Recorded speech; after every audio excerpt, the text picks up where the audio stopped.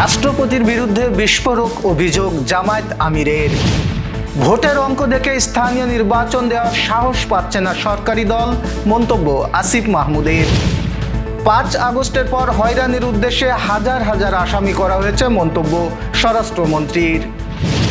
মাদক বিরোধী অভিযানে যশোরে এক নারী আটক। ঝিনাইদহ ৩ আসনে অপরাধ দমনে জিরো টলারেন্স ঘোষণা এমপি মতিয়ারের। মাগুরায় মুমূর্ষ রোগী নামিয়ে স্বাস্থ্য কর্মকর্তার অ্যাম্বুলেন্স ব্যবহার নিয়ে তোলপাড়। বিশ্বকাপে একই গ্রুপে বাংলাদেশ, পাকিস্তান, ভারত। দর্শক, আমাদের রাতের আয়োজনে আপনাদের সাথে আছি আমি এস.এম. আরিফ। শুনছিলেন প্রধান প্রধান শিরোনাম।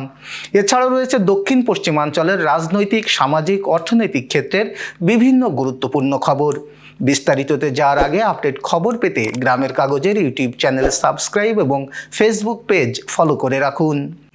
২০২৪ সালের ৫ আগস্ট পরবর্তী সময় নিয়ে রাষ্ট্রপতি মোহাম্মদ শাহাবুদ্দিন যে বক্তব্য দিয়েছেন তাতে তিনি অনেক কিছুই চেপে গেছেন বলে মন্তব্য করেছেন জামায়াত ইসলামের আমির ডাক্তার শফিকুর রহমান। আজ ফেসবুকে দেয়া এক পোস্টে রাষ্ট্রপতির বক্তব্য নিয়ে প্রশ্ন তোলেন তিনি। শফিকুর রহমান বলেন, ৫ আগস্ট ২০২৪ বিষয়ে রাষ্ট্রপতি অনেক কিছুই চেপে গিয়েছেন। পতিত পলাতক প্রধানমন্ত্রীর পদত্যাগের বিষয়ে তিনি উপস্থিত নেতৃবৃন্দকে যা বলেছিলেন এবং পরবর্তীতে জাতিকে যা জানিয়েছিলেন তার বর্তমান বক্তব্য তিনি তা স্বীকার করেননি। আর এখন যা বলছেন সেদিন তার কিছুই তিনি বলেননি। সম্প্রতি দৈনিক কালের কণ্ঠ পত্রিকায় সাক্ষাৎকার দিয়েছেন রাষ্ট্রপতি মোহাম্মদ শাহাবুদ্দিন। এটি ২ কিস্তিতে পত্রিকাটিতে প্রকাশিত হয়েছে। এতে ৫ আগস্ট পরবর্তী সময়ে বঙ্গভবনের নানা অভিজ্ঞতা বর্ণনা করেন রাষ্ট্রপতি। ফেসবুক পোস্টে জামায়াত আমির বলেন, কোটি কোটি মানুষ যা শুনল এবং সেদিন তিনি যা বললেন আর এখন যা বলছেন তার হিসাব রাষ্ট্রপতি মিলিয়ে দেবেন কি? জাতি অবুঝ নয়। রাষ্ট্রের সর্বোচ্চ জায়গা থেকে এরকম আচরণ অগ্রহণযোগ্য।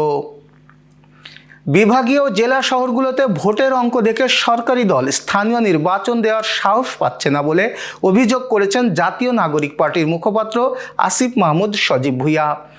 সোমবার সন্ধ্যায় সামাজিক যোগাযোগ মাধ্যম ফেসবুকে দেয়া এক পোস্টে এই অভিযোগ করেন তিনি।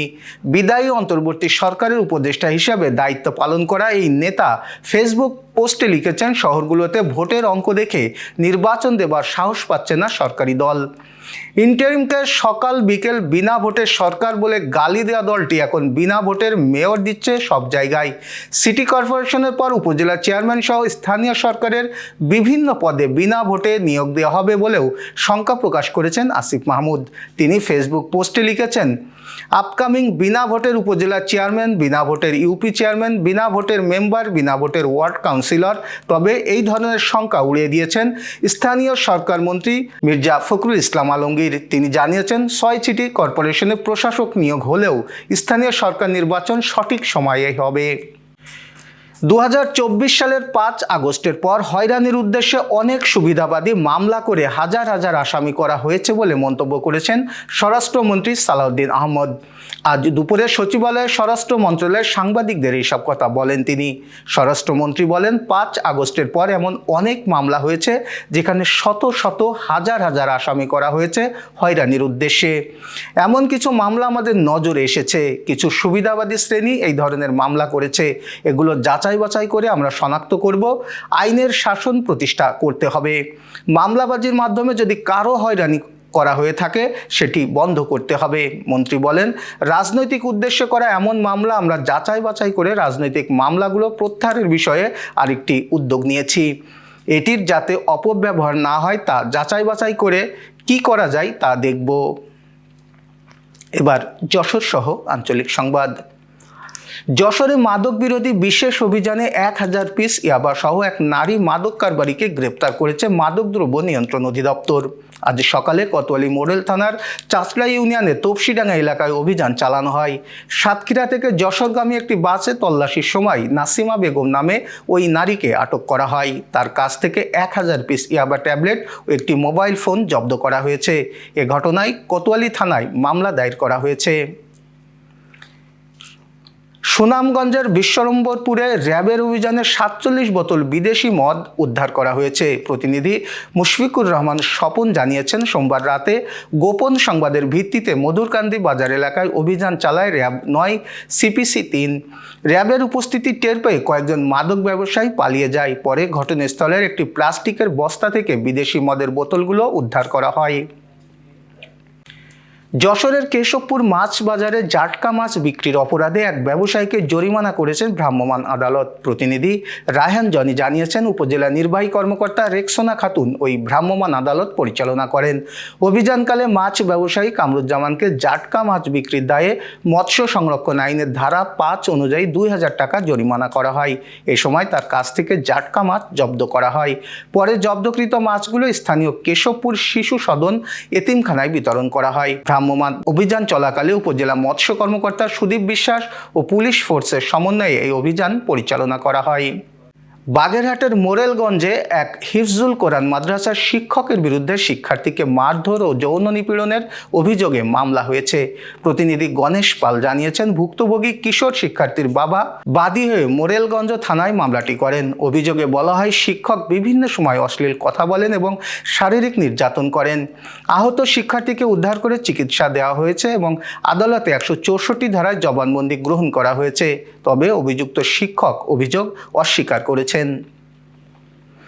ঝিনাইদহের মহেশপুরে চাঁদাবাজি, মাদক, দুর্নীতি ও অবৈধ দখলদারিত্বের বিরুদ্ধে জিরো টলারেন্স নীতি ঘোষণা করেছেন ঝিনাইদহ 3 আসনের নবনির্বাচিত সংসদ সদস্য অধ্যাপক মতিয়ার রহমান। প্রতিনিধি আব্দুর রহমান জানিয়েছেন, উপজেলা প্রশাসনের আয়োজনে মতবিনিময় সভায় প্রধান অতিথির বক্তব্যে এমপি বলেন, ইজি বাইক থেকে কোনো চাঁদা আদায় করা যাবে না।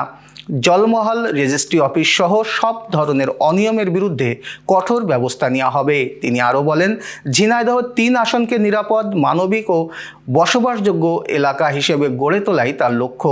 সভায় সভাপতিত্ব করেন উপজেলা নির্বাহী কর্মকর্তা খাদিজা আক্তার। তিনি বলেন, সবার সহযোগিতায় মহেশপুর উন্নয়ন অব্যাহত রাখা হবে।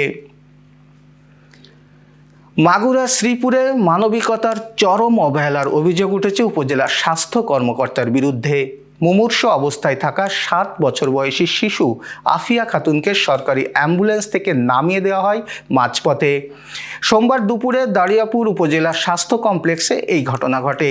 কীটনাশক পান করার পর জরুরি চিকিৎসার জন্য শিশুটিকে মাগুরা সদর হাসপাতালে পাঠানোর পরামর্শ দেন চিকিৎসক। কিন্তু অভিযোগ রয়েছে, উপজেলা স্বাস্থ্য ও পরিবার পরিকল্পনা কর্মকর্তার জরুরি কাজে ব্যবহারের জন্য অ্যাম্বুলেন্স থেকে নামিয়ে দেওয়া হয় শিশুটিকে। শেষ পর্যন্ত ইজি বাইকে করে তাকে হাসপাতালে নিতে বাধ্য হন স্বজনরা। ঘটনার তদন্ত ও দোষীদের বিরুদ্ধে ব্যবস্থা নেওয়ার আশ্বাস দিয়েছেন জেলা স্বাস্থ্য বিভাগ ও উপজেলা প্রশাসন। Renesa hospital and diagnostic centre. রেনেসাতেই মিলছে কম খরচে উন্নত সেবা। তাই নিশ্চিন্তে আমাদের সেবা নিন, সুস্থ থাকুন। Renaissance hospital and diagnostic centre, সদর হাসপাতাল মোড়, দরাটানা, যশোর। দর্শক, শেষ করব খেলার সংবাদ দিয়ে। আগামী জুন জুলাই ইংল্যান্ডের মাটিতে অনুষ্ঠিত হবে নারী টি-20 বিশ্বকাপ। বৈশ্বিক এই টুর্নামেন্টের অংশ নেবে টাইগ্রেসরা। বাছাই পর্বে 7 ম্যাচের 7টি জিতে অপরাজিত দল হিসেবে বিশ্বকাপের টিকিট নিশ্চিত করে লাল সবুজের প্রতিনিধিরা। আজ আসন্ন নারী টি-20 বিশ্বকাপের সূচি ঘোষণা করেছে আন্তর্জাতিক ক্রিকেট কাউন্সিল। সেখানে বাংলাদেশ পড়েছে গ্রুপ এতে। টাইগ্রেসদের এই গ্রুপে রয়েছেন ভারত, পাকিস্তান, এছাড়াও আছে সর্বোচ্চ 6 বারের চ্যাম্পিয়ন অস্ট্রেলিয়া ও নেদারল্যান্ডস। অন্যদিকে বি গ্রুপে খেলবে West Indies, England, New Zealand, Sri Lanka, Ireland ও স্কটল্যান্ড। 12 জুন বিশ্বকাপের উদ্বোধনী ম্যাচে অ্যাজবাস্টনে মুখোমুখি হবে স্বাগতিক ইংল্যান্ড ও শ্রীলঙ্কা। একই ভেন্যুতে 14 জুন বাংলাদেশ প্রথম ম্যাচে লড়বে নেদারল্যান্ডসের বিপক্ষে। ডাচ মেয়েরা এবারই প্রথম টি-20 বিশ্বকাপে খেলতে নামবে। আগামী 12 থেকে 28 জুন পর্যন্ত চলবে গ্রুপ পর্ব। এরপর দ্য ওভালে 30 জুন ও 2রা জুলাই সেমিফাইনাল এবং 5 জুলাই ঐতিহাসিক লর্ডসে বিশ্বকাপের ফাইনাল অনুষ্ঠিত হবে। এই ছিল আজকের রাতের আয়োজন। এরপর সকালের খবর দেখার আমন্ত্রণ জানাচ্ছি। পবিত্র রমজানে ইফতার থেকে সাহরি পর্যন্ত পর্যাপ্ত পানি পান করুন, বিদ্যুৎ ব্যবহারে সাশ্রয়ী হন এবং সেই সাথে সচেতন হন পানির অপচয় রোধে এবং মশাবাহিত রোগ সম্পর্কে।